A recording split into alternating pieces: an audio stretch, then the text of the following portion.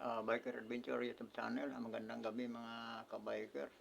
Samahan nyo ako dito sa aking munting YouTube channel mga kabiker. Pag-usapan natin itong patungkol sa mga kabikers dito sa Bicam scandal, no? Yung sinasabi ni former ni PRRD nga mayroon ngang mali mga kabiker sa yung sa Bicam report mga kabiker. Ang sabi naman ni BBM, tinatawag niyang liar si lying si PRRD mga kabiker, no? Kaya may na ako nito mga kabiker, yung unang vlog ko kasi nito mga kabiker, nagkaroon daw ng copyright, kaya dinilit ko mga kabiker. Ito binalikan ko lang tong video nga dati tinalakay. Itong video na to mga kabiker sa UNTV kasi ito. Kumbaga naglabas lang din ako sa aking opinion patungkol dito sa balitang ito. Kaya lang mga kabikers, na-copyright ako. Kaya dinilit ko na lang. May mga views na nga ako noon, kaya lang dinilit ko na lang kasi may copyright. Pakinggan natin mga kabikers itong na to.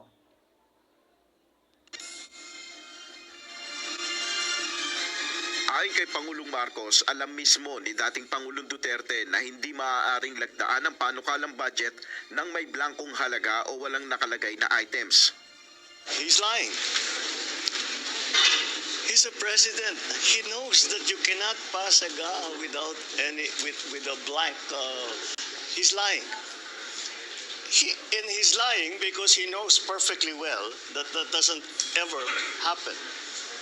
Sa kasaysayan ng buong Pilipinas, hindi pinapayagan na magkaroon ng item ang GAA nang hindi nakalagay kung ano yung project at saka ano yung gastos, ano yung pondo.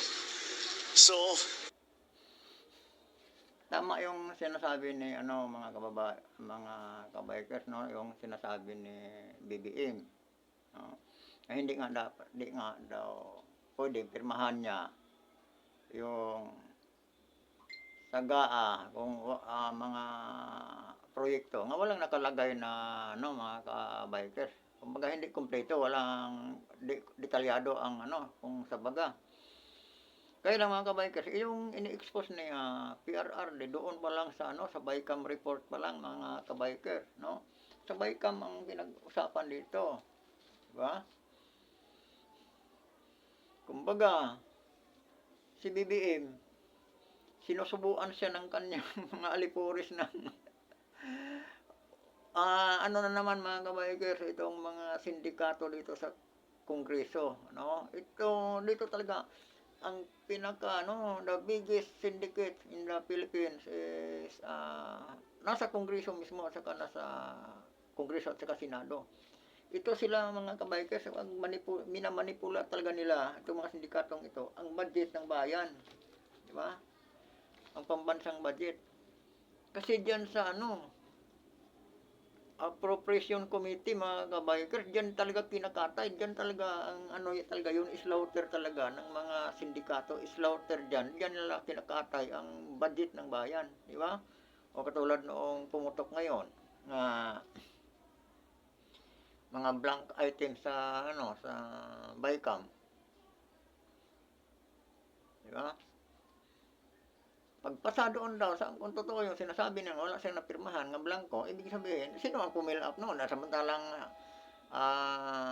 si Congressman Ungab, nakakuha siya ng kopya, siya nag-expose nito. Diba? Si Congressman Ungab, tama ba yun? Ungab, yung sa Davao City, 3rd District Davao City. Siya ang nag-expose niyan. Diba? Nakakuha maraming talagang items ng blanco.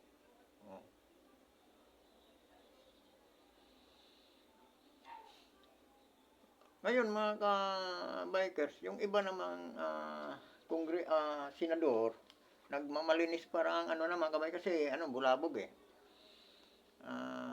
Wala naman daw silang nakikitang blanco. pumirma. Wala daw silang, walang nakikita, pero hindi na sinasabi, walang blanco. Kasi hindi sila makadeny. May mga ebidensya, kahit si Atty. Vic Rodriguez may hawak na eh. Diba? Nung hawak ni PRRD, hindi pa naman gaayon eh. Bycam pa yun eh. Mga bycam report pa yun. May blanco nga.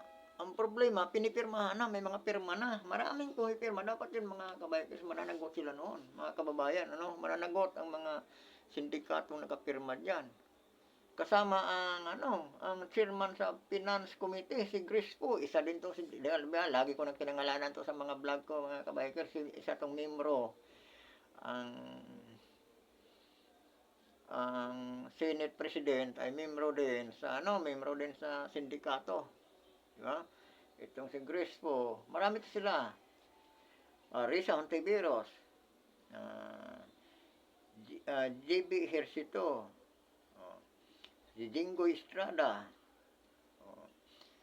si mga kababayan, si Tulfo ng Bayan, pumirma.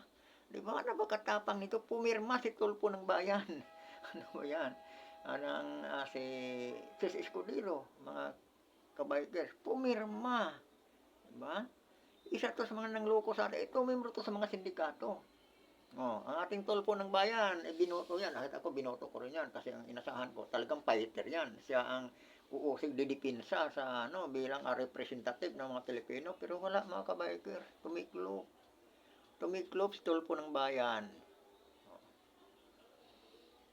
Diba? Itong si Risa Hontiveros, mga kabaykers, napakagaling mambusisi nito, diba? Yung sa kaso ni Alice Goo, diba?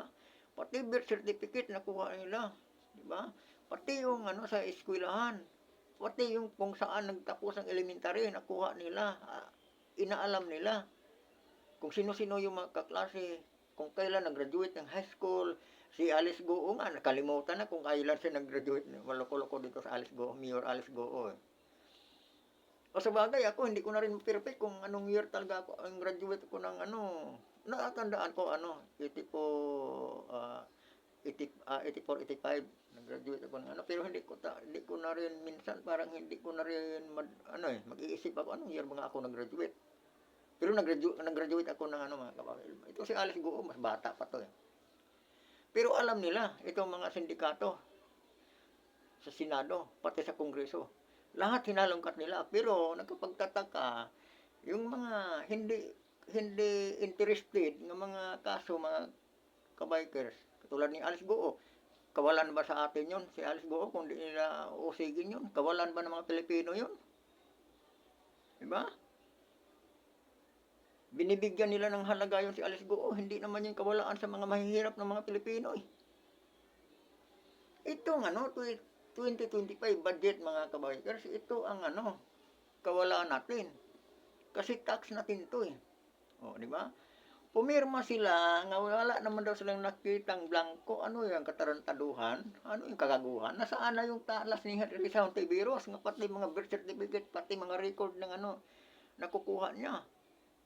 Nahalungkat niya. Ito ngayon, pumirma lang, basta na lang sila pumirma sa bycam report na walang sabi nila, kahit isa sa kanila walang umamin nga may blanco eh.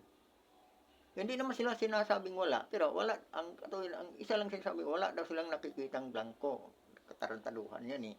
Saan kumuha si congressman? Ungab ng kopya kasi pinapadalhan sila. Yun nga lang, questionable kasi yung araw daw nga pinapadalhan sila ng mga kopya, yung araw din, yata yun, naaprubahan o napirmahan. Basta yung araw din ganun kabilis. Ang sabi nga nila, dapat yun, mga ilang araw pa yun para mapag-aralan yun. Hindi na pag-aralan kasi agad eh. Talagang minamagic. Yan mga kabaykers, yung mga kababayan, yung mga sindikatong, congressman, saka senador, kumikilos. O kakatayin na naman nila doon sa GAA. Pagdating sa GAA, doon na talagang i-finalize nga ang pagkatay sa budget ng bayan. Ito namang presidente natin, pipirma agad. Di natin alam kung talagang siya talaga ang noon. Nag-utos. Mari din sabihin natin wala siyang alam kasi weak leader naman talaga ito. Wala naman itong kakayahan nga dapat mamuno sa ating bayan. Kaya napalusutan siya, napipirmahan niya. Ang problema, nagsinungaling siya, parang palabasin pa niya, siya ang tama, sa PRRD ngayon ang sinungaling, mali, sa PRRD mga kababayan. Ang mga Duterte talaga, ang nangmahal sa sambayan ng Pilipinas. No, sabi nga nila, Duterte loves people. Tandaan natin, kahit sino dyan sa mag-ama na yan, basta Duterte loves people. Marcos grabs people. Kaya, yun naman totoo naman yun eh. Duterte loves people, but Marcos grabs people. Di ba? Ganun yun. Ang daming for sablay, walang sinasabing tama to si Marcos eh. Mula pa doon sa sinasabi niya patungkol, lahat ng sinasabi niya maalala natin yung patungkol doon sa Tulito nila doon sa Matagtag, Batangas, Cebu, di ba? Sunog din yun. Yung mga pahayag niya noon, wala din, sablay siya noon. Tapos yung sa naalala natin itong sa QGC, nung talagang inalipusta nila ang QGC. Si Pastor Apollo Kibuloy, inalipusta nila, di ba? Sabi niya, wala daw may dalang baril ang mga pulis na pumasok sa QGC. Wala daw tigas, walang nasaktan, di ba? Parang hindi niya alam eh. Yung sinasabi niya eh. Mayroon pa siyang sinasabi. Katatanim lang namin, nakaharbis na kami, di ba? Parang lutang na lutang talaga eh. Mas lutang pa sa kay Leni Robredo eh. Wala ito na naman ngayon si PRRD pa ngayon ang pinalabas ng sinungaling. At si PRRD may hawak ng mga dokumento. Diba? Tapos sabi pa niya, dito lang mga kababayan, kasi napanood ko na kasi ito eh. Binablog ko na ito mga kaibigan nung nakaraan kaya lang nagulat ako paggising ko umaga, nilagyan na ni YouTube ng copyright yung vlog ko, kaya naka 110 views na yata yun o 120. Dinilit ko na lang kasi copyright daw. It's a lie. Giit ni Pangulong Marcos, maaari naman tignan mabuti ang kopya ng 2025 budget na naka-upload mismo sa website ng Budget Department kung mayroon ngang irregularidad. I was watching the news earlier today and people were saying it's 4,000 pages. Paano namin ibubusisiin yan? Ang ganito para titignan namin isa-isa. Hindi na lang. Meron namang kopya that's available on the web. Mga kaibigan, 4,000 pages daw. Paano namin bubusisihin yan isa-isa? Di ba? Natural bubusisihin mo, trabaho mo yung presidente ka eh. Ibig sabihin, dahil 4,000 pages, pipirmahan mo na lang basta-basta yun, hindi mo alam kung anong nilalaman doon. Di ba? Diyan katangahan, mga kabikers, kalukuhan yung sinasabi niya. Paano naman daw niya busisihin isa-isa? Nila daw, paano namin busisihin isa-isa yan? 4,000 pages? Kahit 1,000,000 pages yan, obligasyon mo. Busisihin yan. Budget ng pambansang budget ang nakasalalay dyan. Kaya hindi nga talaga posible mga kababayan nga. Mayroon nga talaga siyang pinirmahan nga diba? Mayroon siyang pinipirmahan nga sabi ni Amy Marcos mali. Yung kapatid niya mismo hindi pumirma eh kasi mali. May mali daw, talaga may mali. Ito siya ngayon, pilit niyang dinidipinsahan.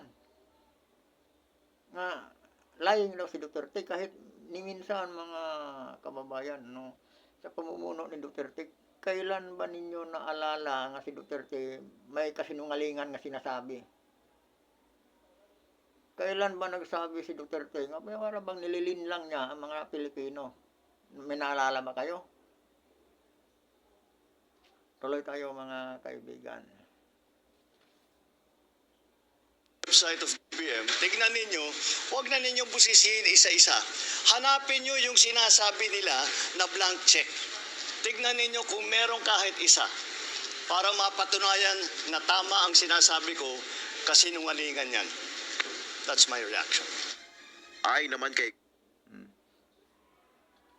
Wag na lang daw busisihin isa-isa. Tingnan na lang daw kung saan yung sinasabi lang blank check. Yun na lang daw ang titingnan. Di ba? Kung totoo yan.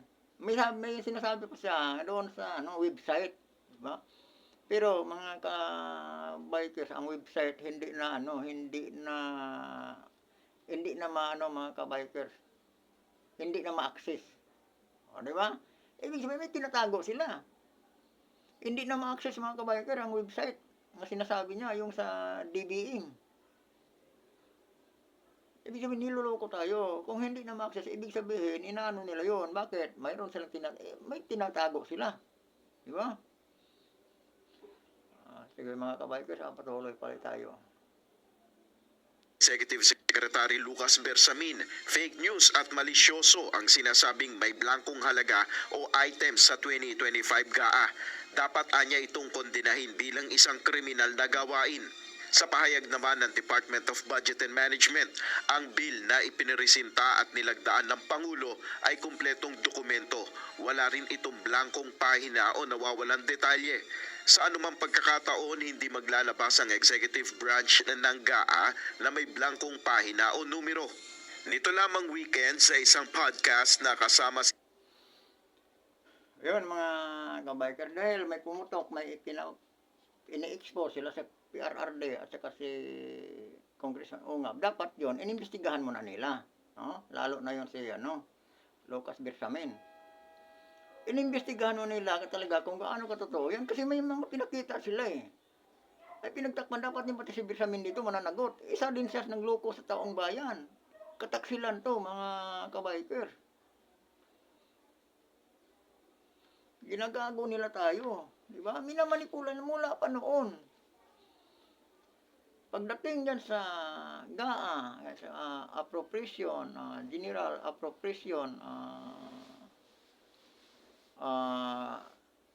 committee, mga kababayan, yan talaga ang katayan nila sa pira ng sambayan ng Pilipino. Yan talaga.